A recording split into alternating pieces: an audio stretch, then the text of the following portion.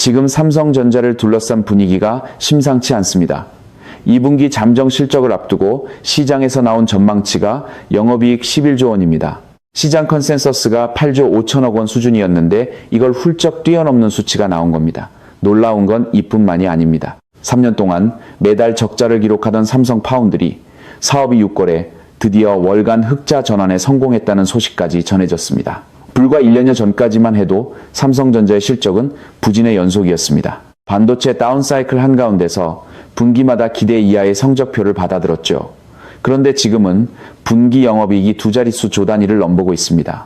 불과 몇 분기 만에 일어난 극적인 반전입니다.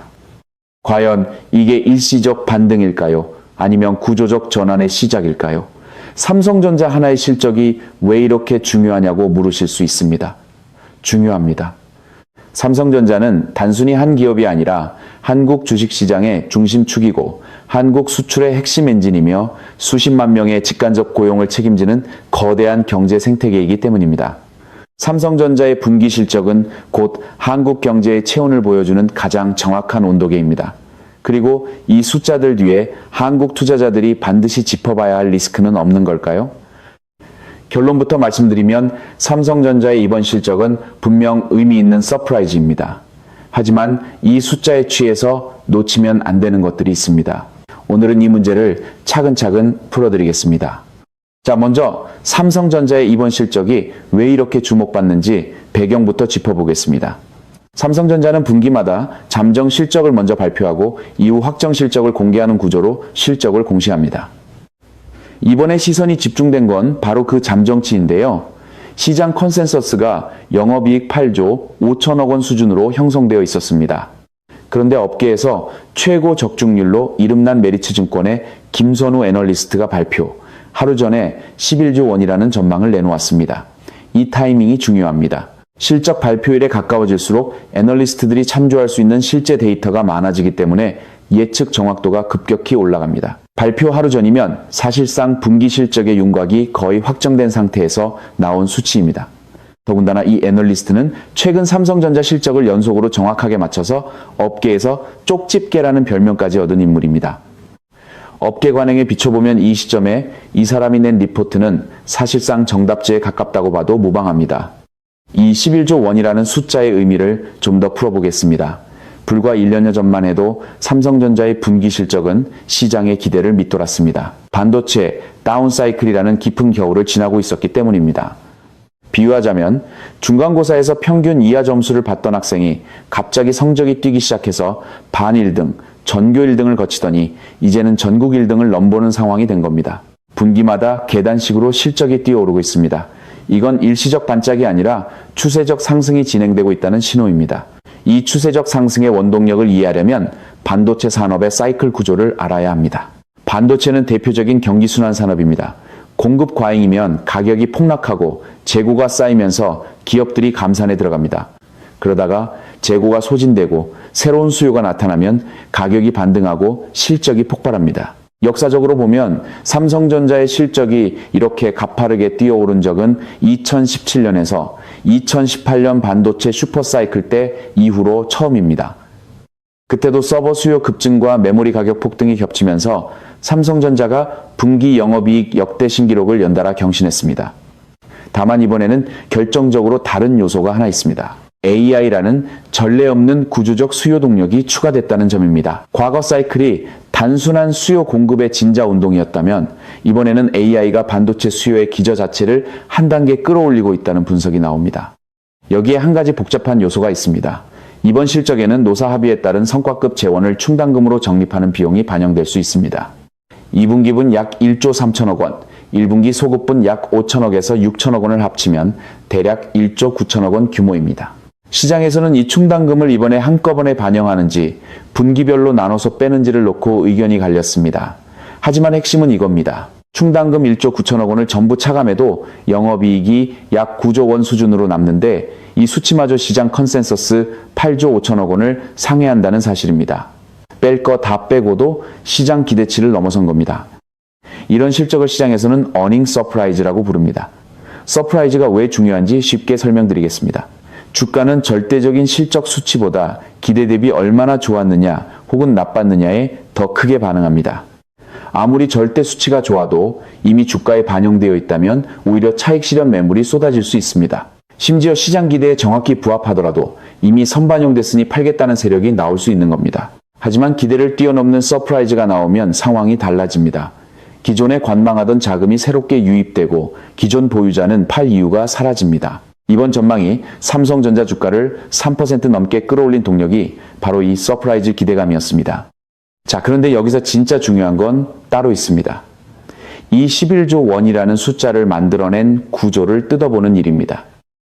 이번 분기의 어마어마한 영업이익은 엄밀히 말하면 기존 메모리 반도체 사업에서 나온 성과입니다. AI 열풍으로 고대역폭 메모리와 서버용 D램 수요가 폭발하면서 메모리 가격과 출하량이 동시에 개선된 결과입니다. 이 추세는 3분기에도 이어질 가능성이 높다고 봅니다. 여기까지는 시장이 어느 정도 예상하고 있는 부분입니다. 진짜 시장의 눈을 번쩍 뜨이게 한 건 파운드리 사업의 흑자 전환입니다. 삼성 파운드리가 6개월 월간 기준으로 흑자에 돌아섰는데 이게 무려 3년 만에 처음입니다. 3년이라는 시간 동안 매달 적자를 기록했던 사업부가 드디어 수익을 낸 겁니다. 쉽게 말해 3년 동안 피를 흘리며 달리던 마라토너가 드디어 결승선을 보기 시작한 겁니다. 산안호 공정의 가동률과 수율이 크게 개선된 것이 핵심 요인으로 분석됩니다. 여기에 메타를 비롯한 글로벌 빅테크 기업들로부터 조 단위의 파운드리 수주가 현재 협의되고 있다는 보도도 잇따르고 있습니다. 이게 왜 이렇게 중요할까요? 한마디로 삼성전자의 성장 엔진이 하나에서 둘로 늘어나고 있기 때문입니다. 그동안 돈을 벌어다 주던 메모리 사업은 계속 잘 되고 있고 아픈 손가락이었던 파운드리까지 플러스로 돌아서면서 양적 성장과 질적 개선이 동시에 나타나기 시작한 겁니다. 비유하자면 오른팔 하나로만 싸우던 복서가 왼팔까지 쓸 수 있게 된 겁니다. 전투력 자체가 차원이 달라지는 거죠. 파운드리의 월간 흑자가 하반기에도 이어진다면 분기 단위 흑자 전환도 충분히 가능하고 이는 삼성전자의 기업 가치가 재평가되는 중요한 변곡점이 될 수 있습니다. 왜냐하면 지금까지 시장은 삼성전자를 메모리는 좋은데 파운드리가 발목을 잡는 회사로 할인해서 평가해 왔기 때문입니다. 파운드리의 적자가 사라진다는 것은 이 할인 요인이 제거된다는 뜻이고 그 자체로 밸류에이션 재산정의 계기가 됩니다. 하지만 여기서 한 발 물러서서 냉정하게 봐야 할 것이 있습니다. 이 호황의 원천에 숨어있는 구조적 리스크에 대해서입니다. 삼성전자의 메모리 실적이 폭발하고 있는 근본 원인은 AI 인프라에 대한 글로벌 투자가 유례없는 규모로 늘어나고 있기 때문입니다. 구글, 마이크로소프트, 아마존 같은 하이퍼스케일러들이 데이터 센터에 천문학적인 자금을 쏟아붓고 있고 엔비디아, 오픈 AI, 소프트뱅크 같은 기업들이 AI 칩과 인프라에 막대한 투자를 이어가고 있습니다. 이 자금이 메모리 반도체 수요로 흘러들어오면서 삼성과 하이닉스의 실적을 끌어올리고 있는 구조입니다. 더 심각한 질문은 이겁니다. 이 자금 흐름이 영속적인가? AI 기업들이 지금 수준의 투자를 계속 유지할 수 있을까요? 만약 AI 소프트웨어와 서비스 쪽에서 기대만큼의 매출이 나오지 않는다면, 만약 금리 환경이 바뀌어 자금 조달 비용이 올라간다면, 만약 AI 기업들이 투자 계획을 축소하기 시작한다면 반도체 수요의 성장 기울기가 꺾일 수 있습니다. 지금 삼성전자의 매출은 탄탄해 보이지만 그 매출을 만들어주는 고객의 비즈니스 모델이 아직 완전히 증명된 것은 아닙니다. 과거 2000년 닷컴 버블 때 통신 장비 업체들이 역대급 호황을 누리다가 정작 장비를 사주던 닷컴 기업들이 무너지자 함께 추락했던 전례를 완전히 무시할 수는 없습니다. 물론 AI 시대의 실용적 가치가 닷컴 시대와 비교할 수 없다는 반론도 분명히 있습니다. AI는 이미 의료, 금융, 제조, 법률 등 광범위한 산업에 실질적으로 적용되고 있고 생산성 향상 효과도 데이터로 확인되기 시작했습니다. 이번 사이클이 닷컴 버블의 단순 반복이 될 가능성은 낮다는 주장에도 충분히 일리가 있습니다. 기술의 성숙도와 실제 적용 범위에서 근본적인 차이가 있기 때문입니다. 다만 투자 규모 대비 수익화 속도 사이에 괴리가 존재한다는 사실 자체는 리스크 요인으로 인식하는 것이 올바른 자세입니다. 그렇다면 한국 경제와 한국 투자자 입장에서 이 상황을 어떻게 바라봐야 할까요? 삼성전자는 사실상 한국 경제 그 자체라고 해도 과언이 아닙니다. 코스피 시가총액에서 삼성전자가 차지하는 비중, 한국 수출에서 반도체가 차지하는 비중, 수십만 명에 달하는 고용과 협력업체 생태계까지 감안하면 삼성의 분기 실적은 곧 한국 경제의 체온계 역할을 합니다. 이번 11조 원 수준의 영업이익과 파운드리, 흑자 전환 소식은 한국 경제 전체에 상당히 긍정적인 신호입니다. 반도체 수출이 살아나면 무역 수지가 개선되고 기업 설비 투자가 늘어나고 관련 산업 전반에 온기가 퍼지게 됩니다. 삼성전자의 협력업체만 해도 수천 개에 달하고 반도체 수출 증가는 원화 가치와 외환 보유고에도 직접적인 영향을 미칩니다. 한마디로 삼성전자가 잘 벌면 한국 경제 전체가 숨을 쉬는 겁니다. 하지만 바로 이 점이 한국 경제의 양날의 검이기도 합니다. 삼성전자와 반도체에 대한 의존도가 높다는 것은 반도체 사이클이 꺾이는 순간 한국 경제 전체가 냉각된다는 뜻이기도 합니다. 좋을 때는 더없이 좋지만 돌아설 때의 하방 충격도 그만큼 큽니다. 2019년 반도체 다운사이클 때 한국의 수출과 경상수지가 동시에 악화됐고 코스피도 상당 기간 부진했던 기억이 아직 생생합니다. 삼성전자 하나에 한국 경제의 체감 온도가 좌우된다는 구조적 취약성은 호황 속에서도 잊어서는 안 됩니다. 그렇기 때문에 투자자 입장에서는 두 가지를 동시에 가져가야 합니다.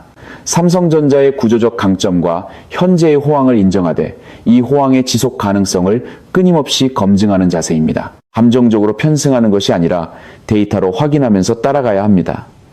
구체적으로 주시해야 할 지표들이 있습니다. 글로벌 하이퍼스케일러들의 분기별 자본 지출 추이가 첫 번째입니다.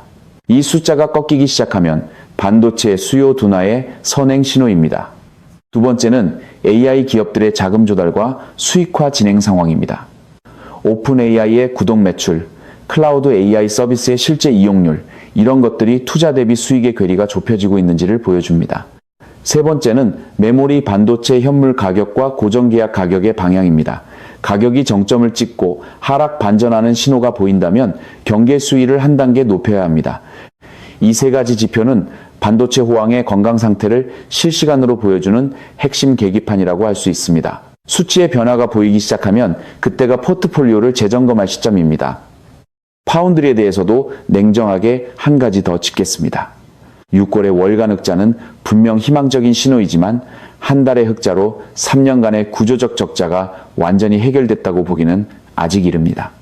파운드리 시장에서 TSMC의 지배력은 압도적이고 삼성과의 기술 격차는 여전히 존재합니다.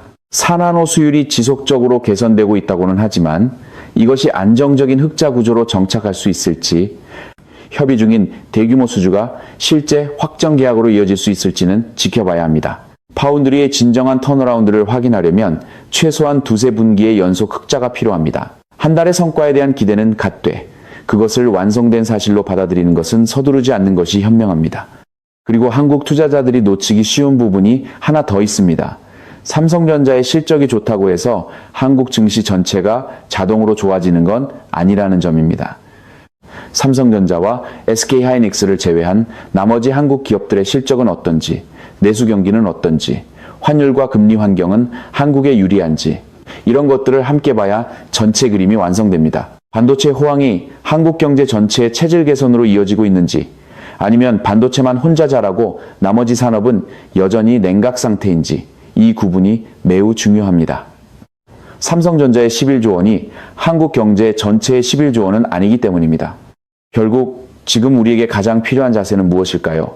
좋은 소식에 들뜨는 것도 아니고 리스크에 겁먹어 아무것도 하지 않는 것도 아닙니다. 냉정하게 사실을 있는 그대로 직시하는 겁니다. 삼성전자의 2분기 실적은 분명 놀랍고 긍정적입니다. 메모리 호황과 파운드리 반전이라는 두 개의 성장축이 동시에 살아나고 있다는 것은 한국 경제에도 의미 있는 변화입니다.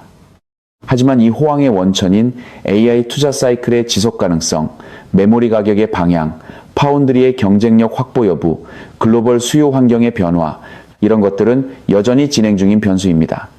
확정된 미래가 아니라 검증해야 할 가설입니다. 투자에서 가장 위험한 순간은 모든 것이 완벽해 보이는 바로 그 순간입니다.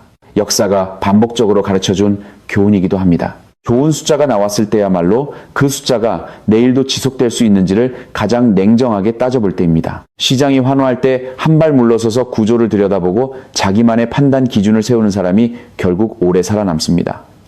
막연한 낙관도 막연한 비관도 아닌 데이터에 기반한 냉정한 판단을 선택하시길 바랍니다. 오늘도 끝까지 함께 해주셔서 감사합니다.